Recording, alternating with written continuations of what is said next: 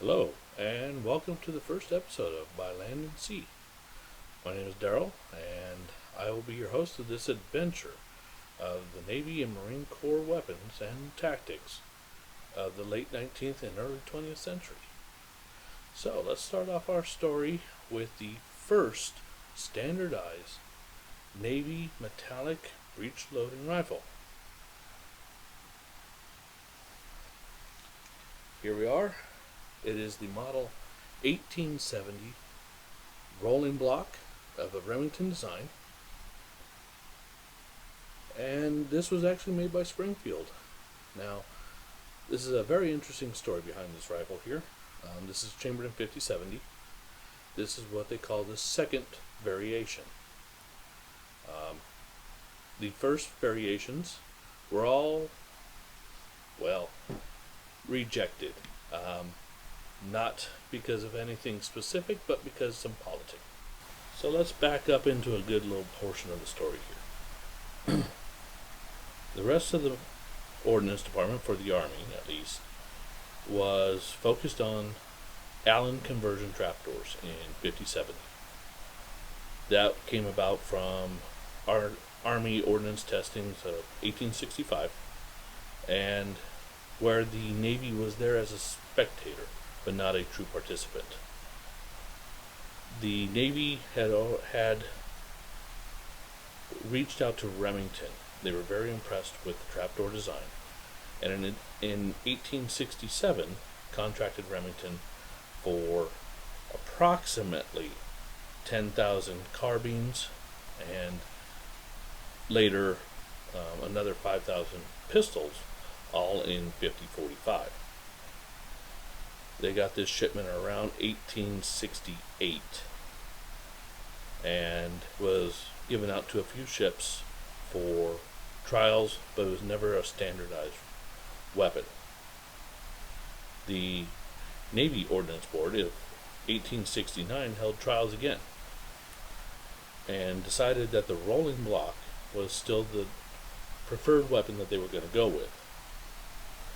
With that said, they reached out to Remington again, said, "Hey, can you build these rifles for us?" Remington quoted them a price. Now, at that time,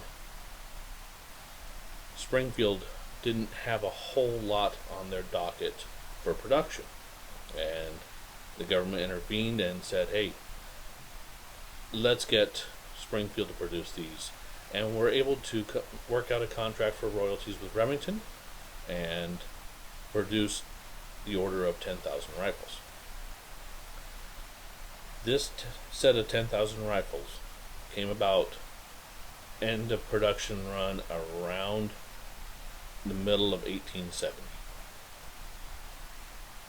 At that time, the Franco-Prussian War was hot and heavy, and France was looking for anything and everything they can get their hands on in the way of small arms. They reached out to Remington, and Remington reached out to the federal government. And at that time they said, "Yeah, we are producing rifles in 50-70, but we can't sell them to you." Through some backdoor negotiation and whatnot, it was decided that Remington would buy the rifles at an additional 1/3 of what it cost the government to produce it, coming out at, I believe, $21 a rifle. With this, though, they could only sell them as surplus. So, the Navy rejected the first 10,000, so that way this order could be sold directly to France. What they didn't realize is that they were actually selling them to Remington, and there were some congressional hearings and fallout about that. It is unknown whether or not those rifles ever made it to France, or how many did, if they did. An easy way to spot them is they will still be this same design, and let's see if I can get it on camera. As you can see, you have the Springfield Eagle, and it says USN Springfield 1870 on there. The difference being, and it's real easy, and this is what the Navy rejected it for, the rear sight is about here, and the rear sight leaf actually folds down and touches the receiver. These will not have Navy acceptance marks like this one does.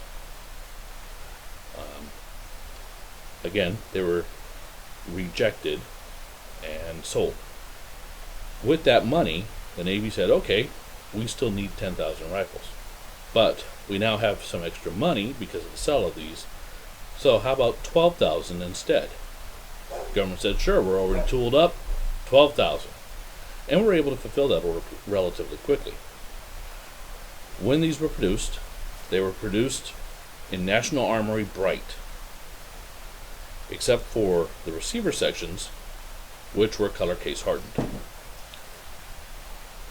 I have not been able to find primary sources on this, but there is some documentation that hints that the Marine Corps asked for 1,000 of that second run production, but asked them to be browned. This rifle here, at some point in its life, was browned. I don't know if it happened at Springfield. I don't know if it happened later, but I would like to think that this rifle was one of those 1,000. The Marine Corps had representatives at the ordnance testing of 1869 for the United States Navy.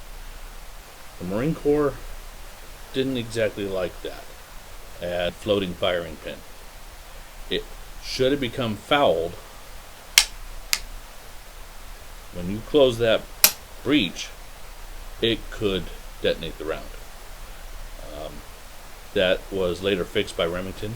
It was an identified flaw, and the Marine Corps really was concerned about that.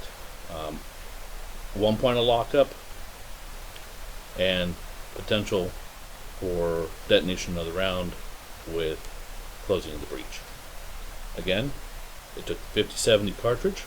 These, you can see the hole here, these are snap caps, which is not something to really sneer at. This is 450 grain bullet with 70 grains of powder behind it. This would be the mainstay until 1873 for the military. Now, with all of that, again, this is the Naval Small Arms standardized. This is the only standardized rifle that the Navy had until the 20th century. After the 20th century, the Navy standardized again, but I wouldn't have multiple episodes if I covered all of that right now. This would stay standardized for a few years. Now let me show you.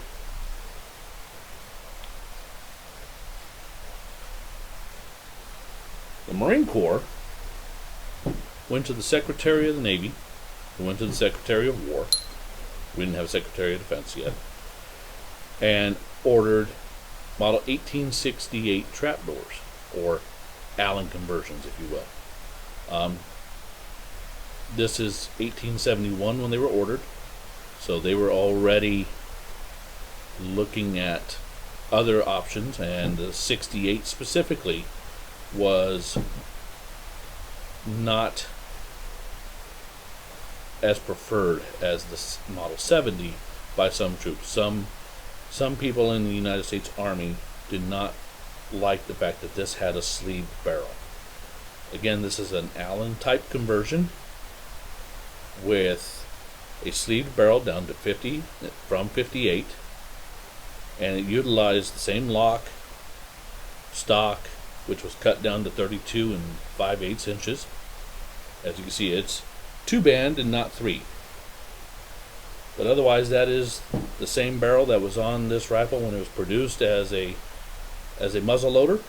And easiest way to identify a Model 68 is the length here of this receiver.